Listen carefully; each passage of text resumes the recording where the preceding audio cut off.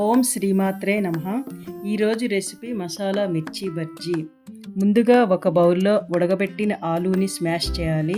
దీనిలో కొంచెం పసుపు, ఉప్పు, కారం, చాట్ మసాలా, కొత్తిమీర వేసి కలిపి పక్కన పెట్టుకోవాలి.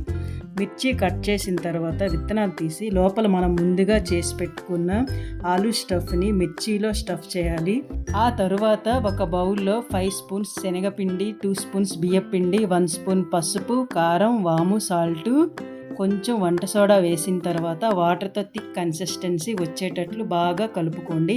ఆ తర్వాత స్టవ్ పైన ప్యాన్ పెట్టుకొని దానిలో నూనె వేసి అది వేడి అయిన తర్వాత మనం ముందుగా తయారు చేసుకున్న మిర్చి స్టఫ్ను బ్యాటర్లో ముంచి కాగుతున్న నూనెలో వేసుకొని బాగా ఫ్రై చేసుకొని బయటికి తీసి దానిలో మళ్ళీ ఉల్లిపాయ, కొత్తిమీర, నిమ్మరసం స్టఫ్ చేసుకొని తింటే ఆహా అనిపించేలా మన రుచికరమైన మిర్చి బజ్జీ రెడీ.